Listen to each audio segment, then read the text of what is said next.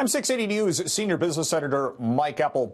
Increasing speculation in the bond market these days about interest rates coming down before the end of the year. We've got the bond trade signaling the risk of recession, and next month we are expecting the U.S. Federal Reserve to cut interest rates for a second time this year.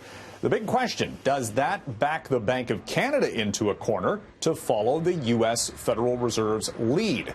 It's not just the Fed that's been cutting rates, it's also global central banks worried about a worldwide economic slowdown.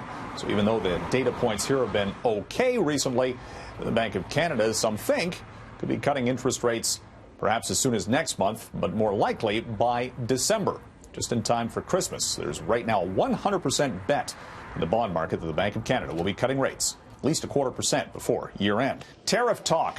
Home Depot today raising the red flag on the escalating trade tensions between the U.S. and China, as Home Depot has cut its sales growth forecast, worried about rising costs related to increased tariffs on imported items.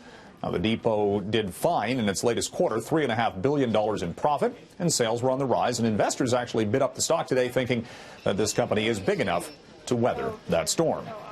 Transat AT, operator of Air Transat, is telling its shareholders to support the takeover bid from Air Canada, which is priced at $720 million. This comes despite some pushback from one of Transat's largest shareholders. Quebec businessman Pierre-Carl Pelado owns a little less than 2% of Transat, but he's saying that he could launch a competing bid if Air Canada's bid for Transat is not accepted. It needs about 2/3 shareholder support. Transat says they can't advise on a Pelado bid that has not been made official.